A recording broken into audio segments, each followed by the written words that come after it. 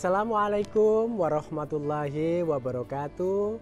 Dulur-dulur SSC, literasi politik, kita hari ini akan membahas tentang caleg dan daya tahan stres pasca pengumuman pemilu legislatif.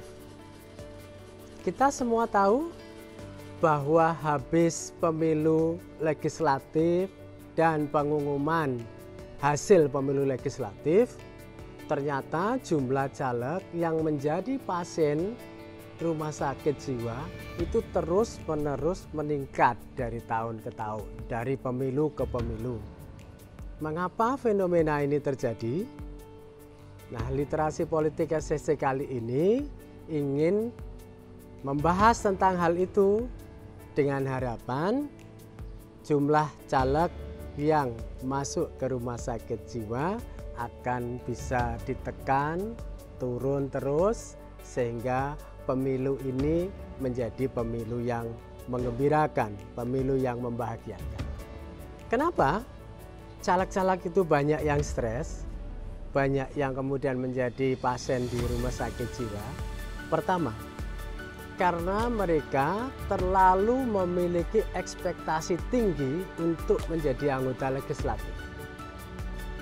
Jadi yang disiapkan itu menangnya saja, tidak disiapkan kalau kemudian gagal. Padahal menerima kegagalan itu seharusnya jauh lebih besar untuk disiapkan.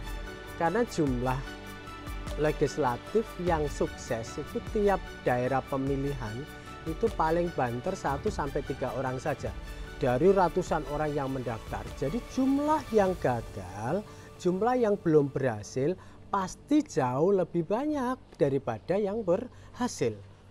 Maka ekspektasinya jangan terlalu tinggi, ya. Standar saja.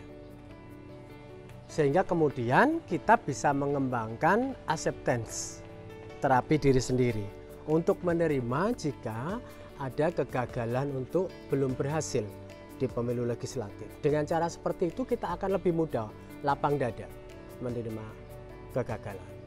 Yang kedua, sesuaikan ekspektasi, ya, itu dengan kapasitas, kemampuan, pola pikir, waktu, tenaga, biaya. Itu dicocokkan dengan kebutuhan dan kapasitas jika sewaktu-waktu tidak berhasil. Yang sering terjadi, anggota calon legislatif itu begitu selesai pemilihan, silih berganti orang datang ke rumah, menagih hutang, akhirnya kemudian menjual rumah yang seharusnya ditempati hidup baik bersama keluarga, terjual, kendaraan dan lain-lain semuanya akhirnya kemudian terjual. Sehingga kemudian tidak memiliki kemampuan lagi ya untuk bisa bertahan, melebihi ekspektasi. Maka ukur pembiayaan tenaga itu jangan sampai melebihi kapasitas dan kemampuan jika fail. Dan yang ketiga, jadikan kontes pemilu legislatif itu sebagai pemilu yang menggembirakan saja. Menjadi medan pengabdian, medan ibadah yang bisa memberi semacam jalan saja jika kita belum berhasil dan tiba saatnya untuk bisa menang, ya anggap itu sebagai sodako.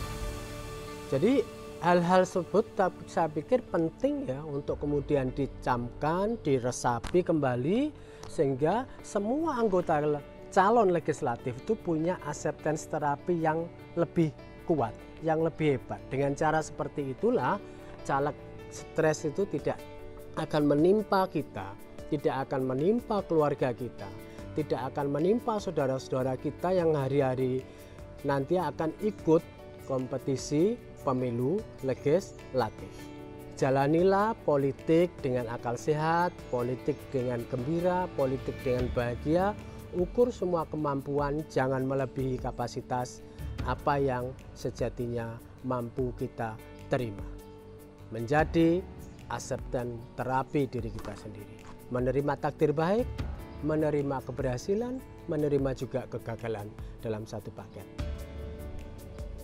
Selamat berkompetisi, di pemilu legislatif 2024, jadilah calon-calon legislatif yang fully acceptance untuk menerapi diri kita sendiri bahwa keberhasilan itu hanya bonus, selebihnya adalah medan pengabdian.